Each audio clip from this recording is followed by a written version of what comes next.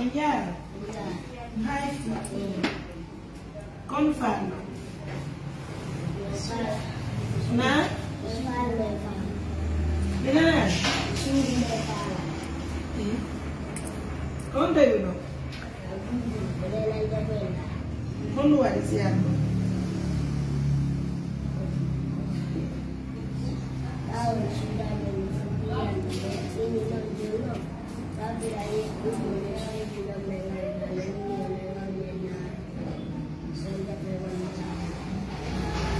Surmon futian ni.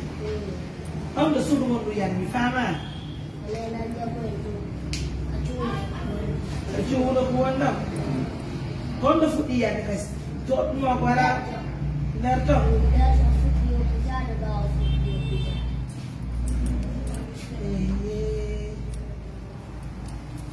Yang nak kau sudah ini nak biramu.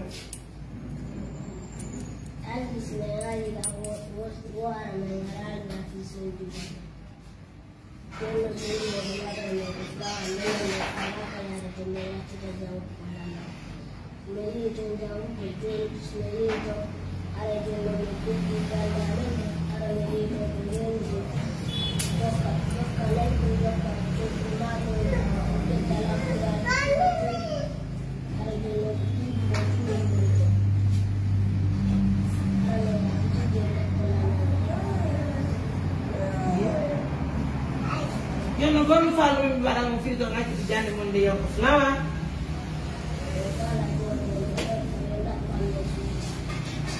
La barang sul goloso.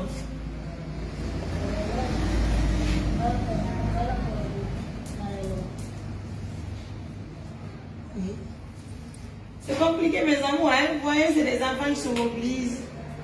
Comment moi je kiorondo? Ami Ibrahim.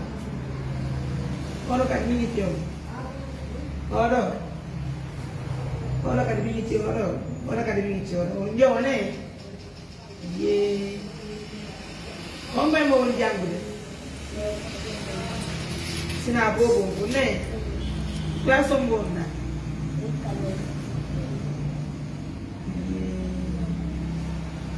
Jangan masalah kita boleh kalau yang selama ni, suruh nono nabi ramon lu alu. Jangan mafala ya mo kitine no fio kono kapo na close makapo wa duhonku.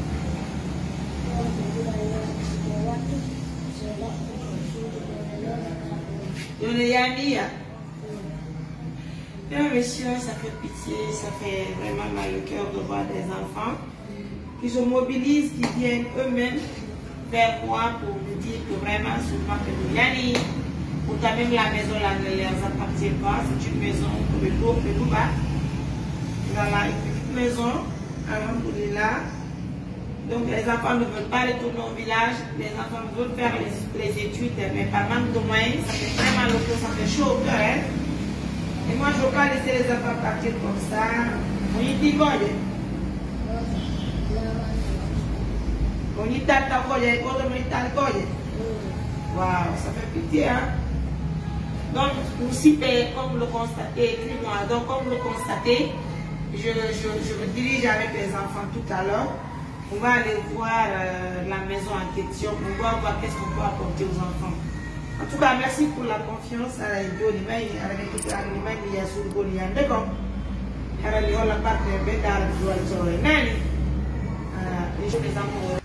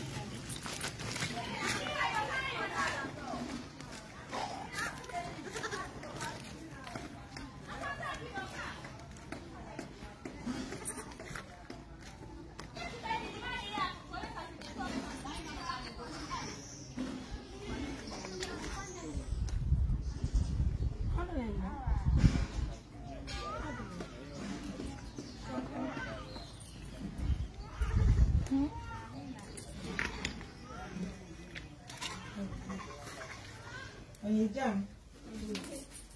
Oui, voilà. C'est bon. Quand il y a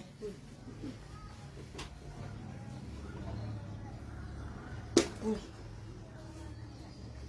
Yeah. C'est pas facile, hein? Ok, on va faire une pause.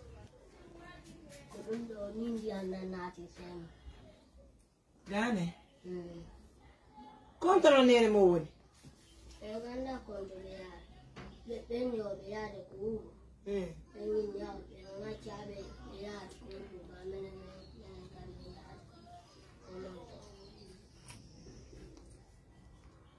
Voilà, mesdames, messieurs, comme vous le constatez, c'est pas une chose qui est facile. Hein? Regardez la situation des enfants. C'est comme si c'était nos propres enfants qui se retrouvaient dans cette situation. C'est pas une chose qui est facile. Là, il y a le dame qui a des hors pas quoi. Alors, nous comptons à l'autre.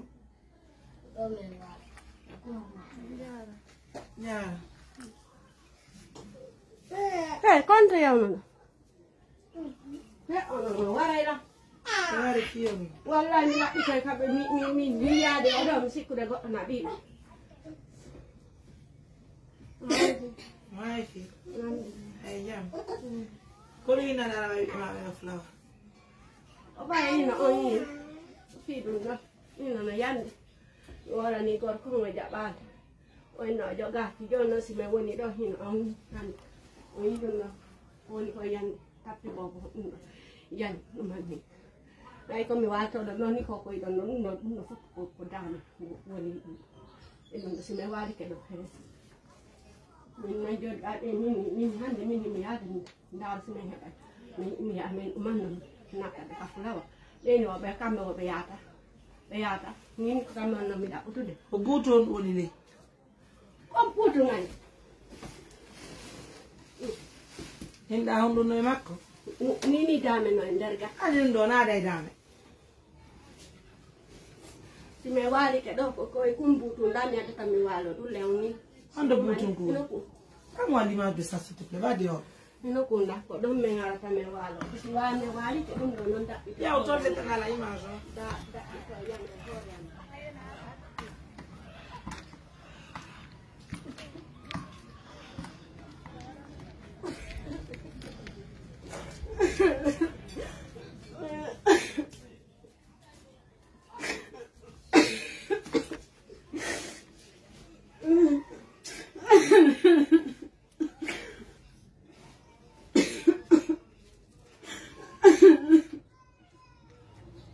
Ecco, ma vieni anche a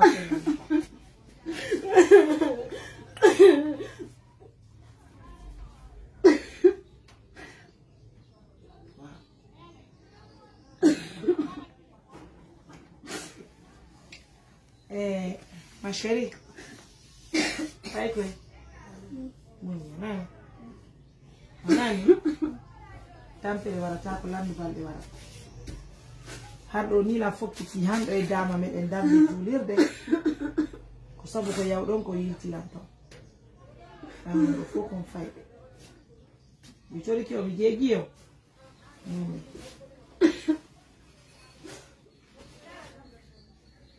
Na. Ande ko alla mo. Nani? Munyi. Kala ko yido wadi Espagne. Kala ko yido wadi ande ko alla mo. Ma chérie yo do fanga. Andi dewgal. Wula ngene. Ono ko pay ko do fo ma stewo ni on jangal yakko. Sella wadi bakiye mo. Itane ne mo mo yeji fo. Nani? Vous avez vu ça, mes amours? Regardez la situation de cette famille. Je prie Allah que Allah me donne la chance d'avoir des partenaires tout de suite qui vont réagir. Soit on cherche un logement pour cette famille, soit on cherche, même si c'est matelas pour la famille là, c'est d'aller du Bévalé. On peut voir tout ça. Il nous faut qu'on y ait un petit mille. On dit tout ça.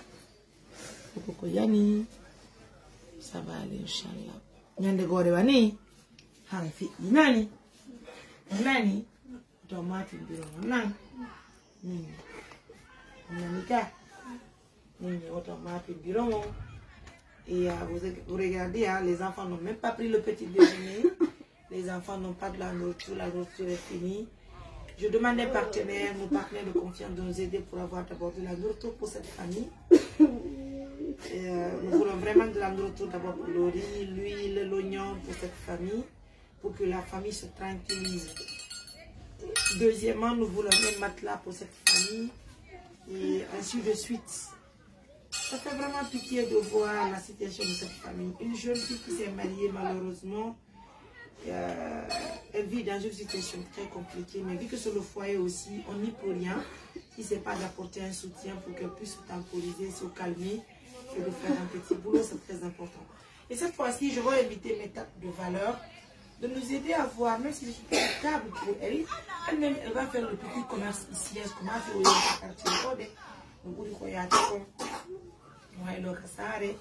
parce que si ñaame te ala ko hore ma kadi neyete haray problème mo ton mourad mo yo.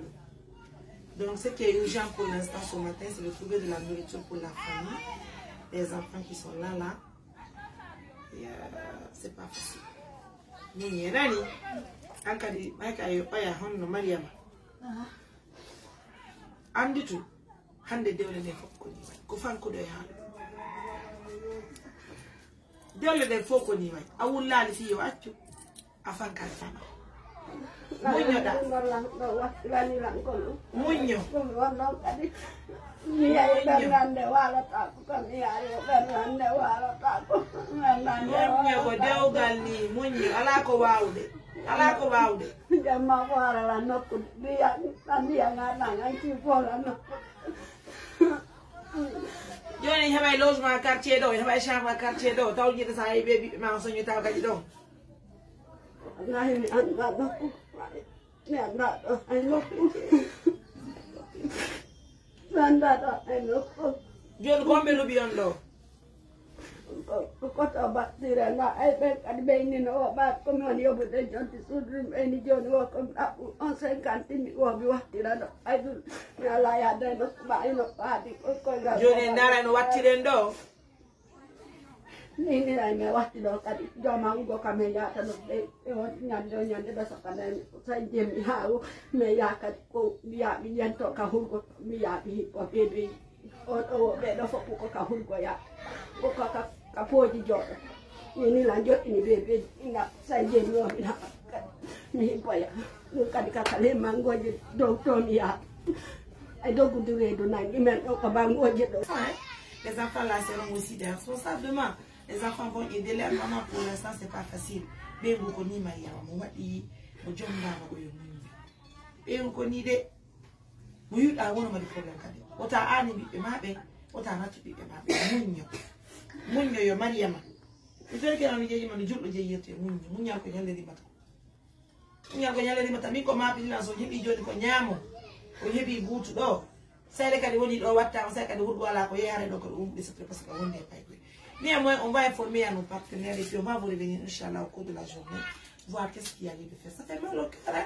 Regardez cette situation mes amours min le mi hande mi quelque logement ni sino marano wona suudu mi yaha mi ɗetta mi heɓa hasiga annexe wonde ani muñal ko ñallanima taw nani añen ka jiw neɓatara jandi sa jandi joni ha joom mbam allah peut être dewgal ettugal nene alors qu'on a beaucoup moins de papier. Nani, son jabirement pop, you are. Nane, Harama, Pinal Piloma. Anka di Maria, ma bit de Bohana, would look all over the moon. Coron di Daco, you for him, the machine.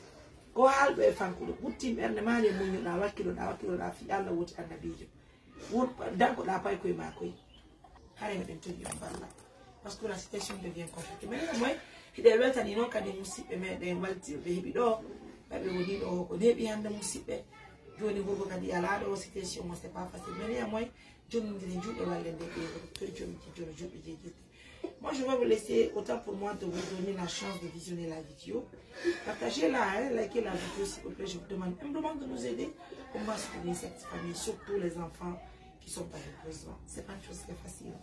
On te bat même, on te me dit ma ya tino do wonu no fi du do be yeni la be ya ni su ko fe chero si ma be wala ne ba fi ko mi pa ko me won be ja pa be yena la be ya no kala ko mi woni be o ayo don min ba jon on man ta ko ndo da anela sa burbe ta dum do ya me ore bobo ga me jabata munya nan ay ngala do ha min ya ya to ka mudima andi koy munyo bay koy munyi tinene mo nani onani